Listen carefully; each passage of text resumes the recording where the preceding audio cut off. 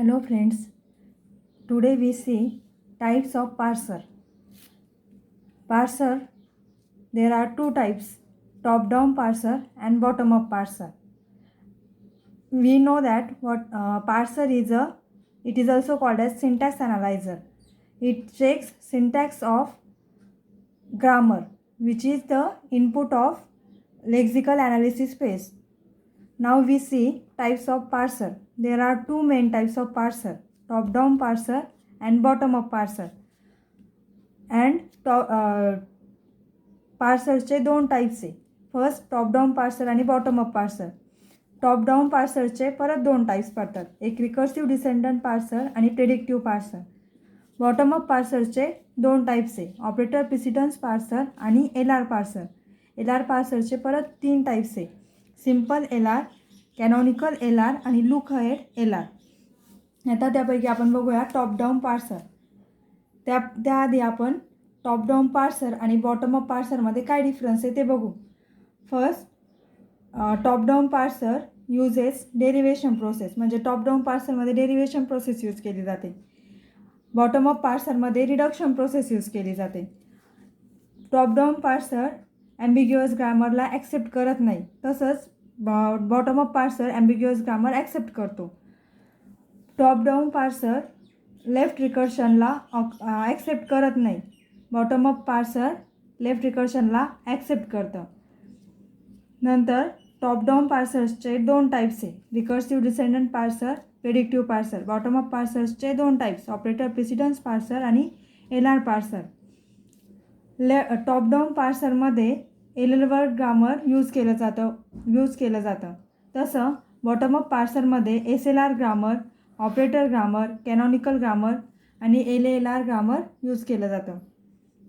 आता आपण बघूया टॉप डाऊन पार्सर.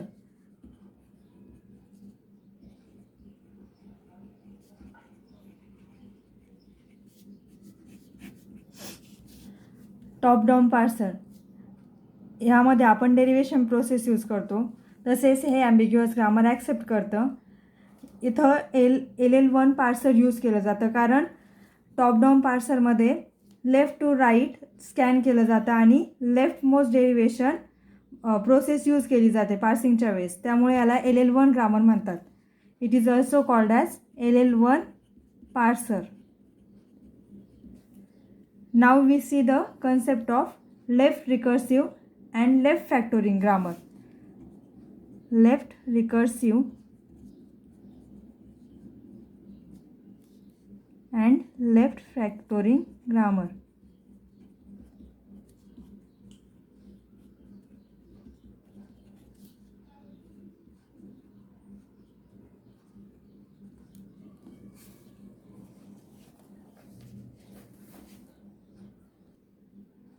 आता आपण बघूया लेफ्ट रिकर्शन. त्याआधी आपण लेफ्ट रिकर्शनची डेफिनेशन बघू. Given grammar is called as a left recursive grammar because when leftmost symbol in RHS of production rule of any non-terminal is that non-terminal itself, then it is called as a left recursive grammar.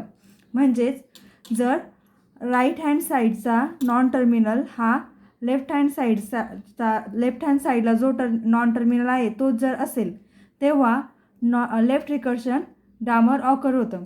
आता इथं example दिलेलं आहे, ए gives A alpha slash beta. ह्या फॉर्ममध्ये जर एखादं grammar असेल तेव्हा लेफ्ट रिकर्शन ऑकर होतं. आता लेफ्ट रिकर्शन एलिमेंट करण्यासाठी रूल दिलेला आहे. जर ह्या प्रकारमध्ये असेल A gives A alpha slash beta, तर A gives beta A dash and A dash gives alpha A dash. हा रूल यूज करून आपण लेफ्ट रिकर्शन एलिमिनेट करू शकतो. आता आपण लेफ्ट रिकर्शन एलिमिनेट करण्यासाठी एक एक्झाम्पल बघूया. आपलं एक्झाम्पल आहे E gives E plus T slash T, T gives T star F slash F, F gives open bracket E close bracket slash I D. आता इथं ई आणि टी या production रूलसाठी लेफ्ट रिकर्शन ऑकर झालेलं आहे, कारण इथं सेम सिम्बॉल्स आहेत, सेम नॉन टर्मिनल आहेत. आता ते एलिमिनेट करण्यासाठी आपण लेफ्ट रिकर्शनचा रूल यूज करू. by using left recursion rule.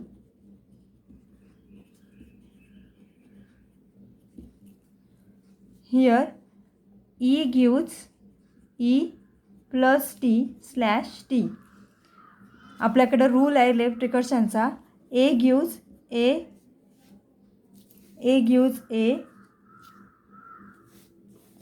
Alpha slash beta ह्या फॉर्ममध्ये जर प्रोडक्शन रूल असेल तर आपण A gives beta A dash and A dash gives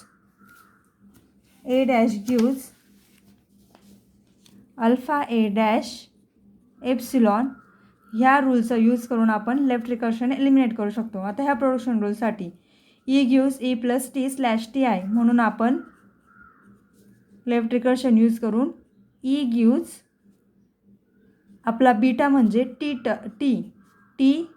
E dash and E dash gives plus T E dash epsilon. हे झालं first production रूलसाठी left रिकर्शनचं एलिमिनेशन. आता आपण बघूया सेकंड प्रोडक्शनसाठी. T gives T star F slash F. Same rule use करून T gives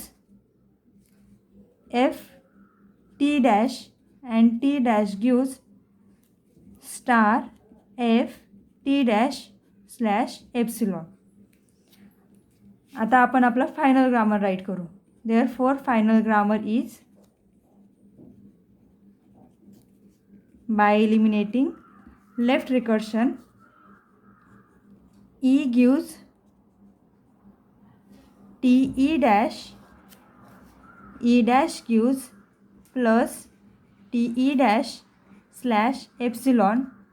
T gives F T dash gives star F T dash slash epsilon and F gives open bracket E slash ID.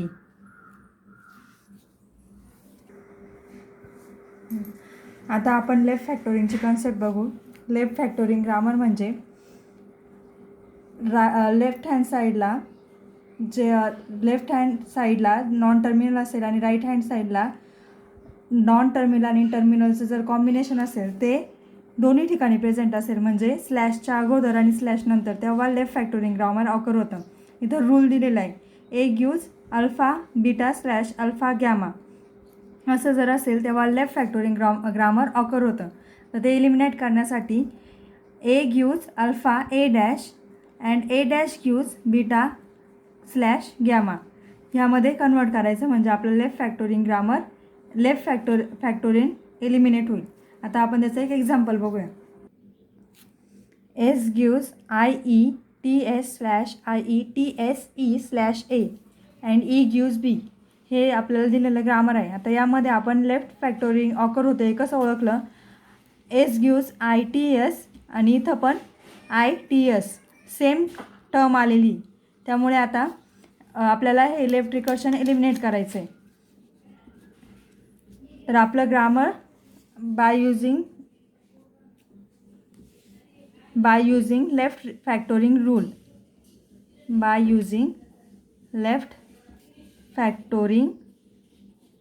Rule आपलं grammar create होईल. S gives IETS S dash slash A. S dash gives E slash epsilon and E gives B. कारण आपण use केलेला आहे left फॅक्टोरिंगचा rule. त्यामध्ये सांगितलं आहे A gives alpha beta slash alpha gamma असेल तर A gives alpha A dash and A dash gives beta gamma. तर ह्या एक्झाम्पलमध्ये हा आपला अल्फा हा पण अल्फा आणि इथं बीटा, इथं हा गॅमा. आता बीटा इथं आपल्याला काहीच दिसत नाही म्हणून आपण त्याच्या जागी एप्सिलॉन राईट केला आहे. हे झालं आपलं फायनल ग्रामर.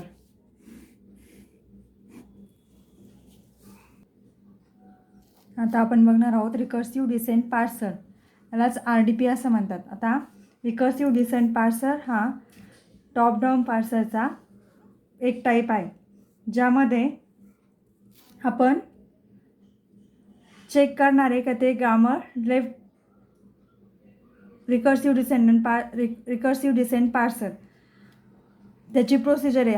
कसं आपल्याला हे पार्सर राईट करता येईल. Procedure for construction of RDP. Procedure for construction of RDP.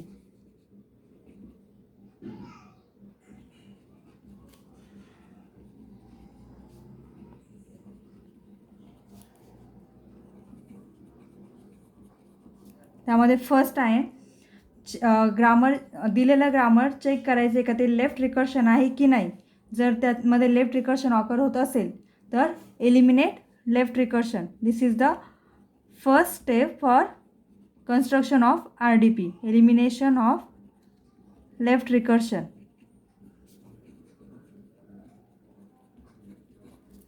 Second आहे लेफ्ट फॅक्टोरिंग जर रिक्वायर्ड असेल तर ते फाइंड आउट करायचं. Find out left factoring.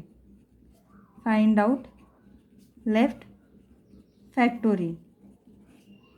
आपलं थर्ड स्टेप आहे जेवढेही नॉन टर्मिनल्स ग्रामरमध्ये असतील त्याला ॲज अ फंक्शन नेम म्हणून कन्सिडर करायचं. Assume all non terminal. Assume all non-terminal as a function name. As a function name. आणि फोर्थ स्टेप आहे consider RHS of any production rule as definition of the function. म्हणजे production रूलच्या right hand साईडला जे काही असेल त्याला फंक्शनची definition म्हणून कन्सिडर करायचे. Consider RHS of any production rule as a definition of the function. As definition of the function of any production rule.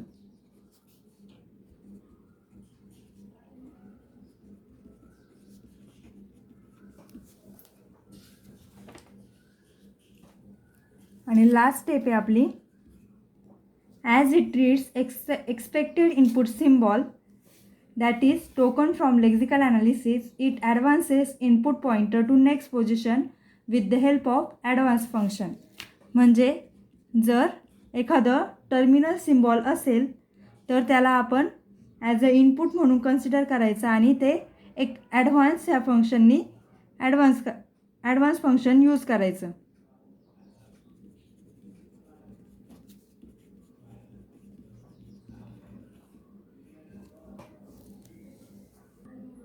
आता आपण RDPचं एक एक्झाम्पल बघू.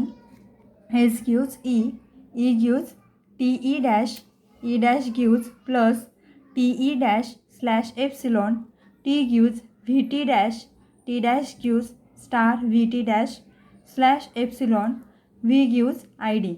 त्यामध्ये फर्स्ट स्टेप आपण लेफ्ट रिकर्शन ऑकर होते का हे चेक करू. यामध्ये लेफ्ट रिकर्शन ऑकर नाही होते, तसंच लेफ्ट फॅक्टोरिंग पण ऑकर नाही होत.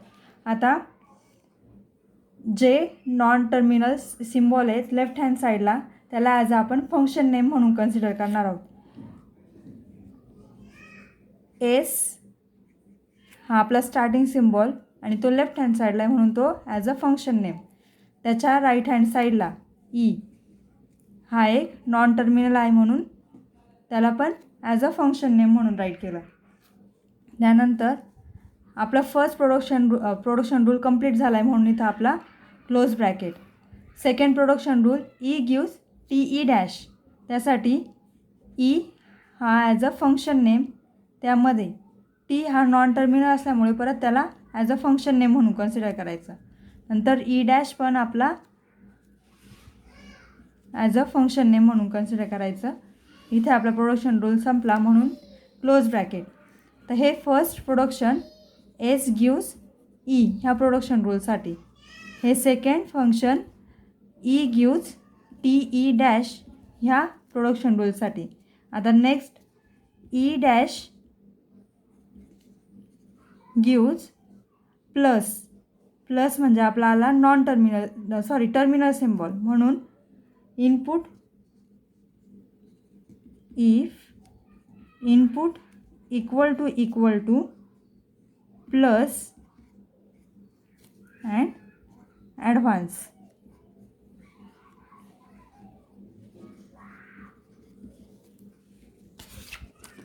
नेक्स्ट आहे आपलं टी ॲज नॉन टर्मिनल, त्यामुळे त्याला ॲज अ फंक्शन नेम म्हणून कन्सिडर करायचं. Again E dash function name म्हणून कन्सिडर करायचं आणि इथं क्लोज ब्रॅकेट, ई डॅशचा क्लोज ब्रॅकेट.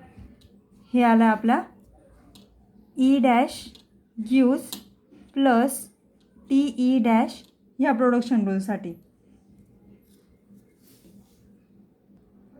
आपला नेक्स्ट प्रोडक्शन रूल आहे T gives V T dash. मग T as a function name, open bracket, V function name, T dash again function name and then close bracket. हे आलं आपला production rule T gives V T डॅशसाठी. Next production rule आहे T dash gives star V T dash slash epsilon. यासाठी T dash as a function name.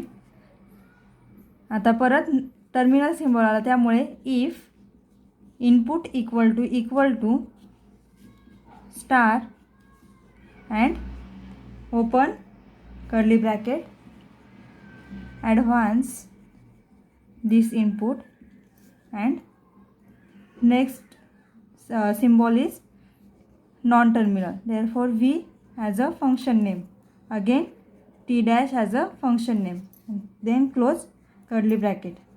This function is used for T dash gives star VT dash slash epsilon. आता last production rule आहे आपला V gives ID. त्यासाठी येईल V as a function name. I D हा आपला terminal symbol असल्यामुळे आपण त्याला इफ यामध्ये टाकू. If input equal to I D then advance this input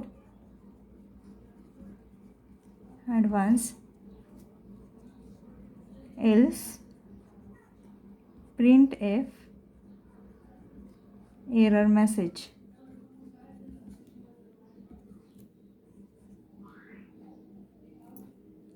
this is we gives I D.